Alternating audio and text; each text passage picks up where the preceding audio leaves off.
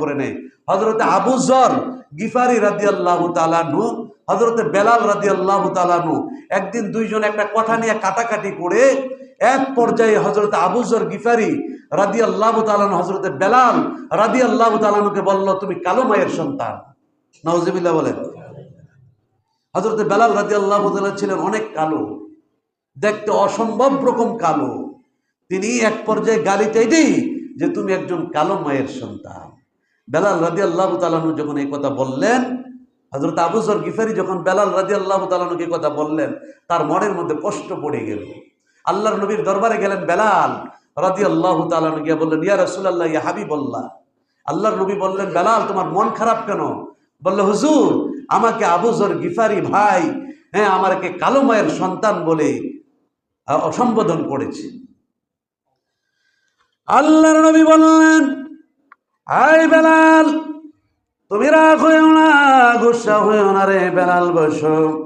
আরেক সাহাবী দিয়ে হযরতে আবু যর গিফারিকে ডাকে আনলেন।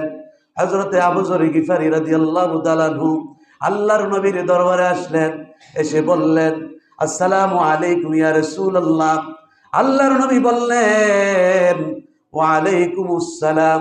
আরে আবু যর গিফারি, তুমি ইসলাম গ্রহণ করেছো ঠিক, তোমার জবান থেকে, তোমার মুখ থেকে এখনো জাহিলিয়াতের দুর্গন্ধ যায় নাই।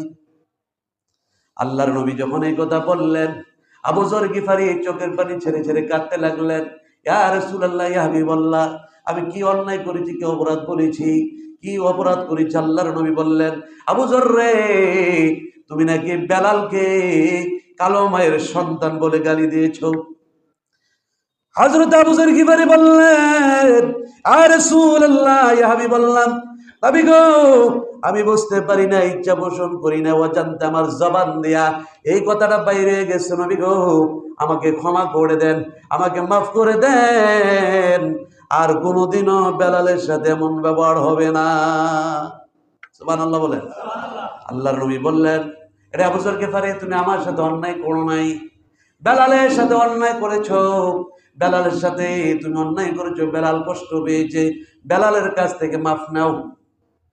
হযরতে বেলাল চলে গেলেন, আবু যর গিফারি চলে গেলেন। হযরতে বেলাল যখন মসজিদের মিনারায় আযান দেওয়ার জন্য উঠলেন, হযরত আবু যর গিফারি হযরতে বেলাল রাদিয়াল্লাহু তাআলার পিছনে পিছনে গেলেন।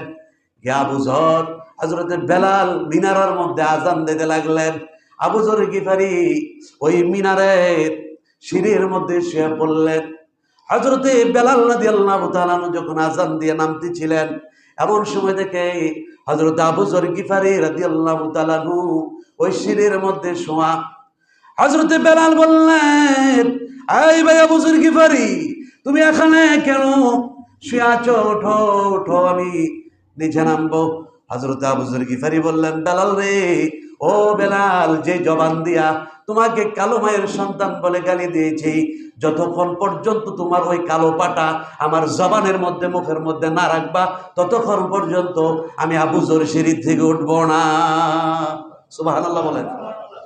আল্লাহর নবীর কত চমৎকার আদর্শ, সাহাবীরা কত চমৎকার আদর্শ গ্রহণ করেছেন।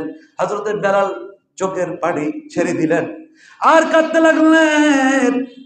জড়ায়া হযরত আবু যর গিফারিকে জড়ায়া ধরলেন, টেন দিয়া টান দিয়া হযরত আবু যর গিফারিকে বুকে নিলেন, ঠোঁটে কপালে চুমা খেলেন আর বললেন, আবু যর গিফারি, তুমি যখন তোমার ভুলটা বুঝতে পারছো, আমি মাফ করে দিলাম, আল্লাহ যেন মাফ করে দেয়, বলুন না সুবহানাল্লাহ। এই ছিল সাহাবীদের আদর্শ। আর আমাদের আদর্শ আজকে কত দূরে চলে গেছে। আমরা ভাইয়ের সাথে, বোনের সাথে, মা বাবার সাথে সন্তানের সাথে ভালো আচরণ করতে পারি না, দূরের তো দূরের কথা। এজন্য আল্লাহ তাআলা বললেন, ওয়াবুদুল্লাহ, ইবাদত হবে আল্লাহর, ওয়ালা তুশরিকু বিহি শাইআও, আল্লাহর সাথে কাউকে শরীক করা যাবে না। আল্লাহ যে কথা বলেছেন তাদের সাথে আমাদেরকে সম্বোধন করেছেন, আত্মীয়র সাথে ভালো ব্যবহার করার জন্য। আল্লাহ বলেছেন ইবাদত হবে আল্লাহর, আল্লাহর সাথে কাউকে অংশীদার করা যাবে না। আর আত্মীয় স্বজন, পাড়া প্রতিবেশী এবং নিজের কাছের লোক, মিসকিন ইতিম, তাদের সাথে সুন্দর আচরণ করো, তোমার জীবনটা সুন্দর করে দিবে আল্লাহ। আল্লাহ তাআলা আমাদের সকলকে তৌফিক দান করো, আমরা যেন আল্লাহ এবং আল্লাহ রসুলের আদর্শবান হয়ে আল্লাহ এবং আল্লাহ রাসূলকে মহব্বত করে আমার আত্মীয় স্বজন, পাড়া প্রতিবেশী, ভাই বোন, আপনজন, এতিম, মিসকিন সকলের সাথে যেন আমাদের ব্যবহারটা সুন্দর হয়। তার কারণ হলো আমি মরে গেলে আমার পাড়া প্রতিবেশী, আমার আত্মীয় স্বজন আমাকে মাটি দেওয়ার জন্য আসবে, দূরের লোক আসবে না। মসজিদে ঘোষণা হয়ে গেলে আমাকে আমার আত্মীয় স্বজন, পাড়া প্রতিবেশী দেখতে যাবে অমুক ব্যক্তি মরে গেছে। এই জন্য রাজনীতি নিয়া, দুনিয়ার ক্ষমতা নিয়া কখনো কারোর সাথে খারাপ ব্যবহার করবেন না। এটা ক্ষণস্থায়ী, দুনিয়ার জীবন দুনিয়াতেই শেষ, পরকালের যে জিন্দেগিটা শুরু তার শেষ নাই। এই জন্য ক্ষমতার অপব্যবহার কারোর সাথে করবেন না। আল্লাহ তাআলা আমাদের সকলকে দিনের সঠিক বুঝ, জ্ঞান দান করুন। সকলে বলেন আমিন। ও আখিরি দাওয়ানা আলহামদুলিল্লাহি রাব্বিল আলামিন।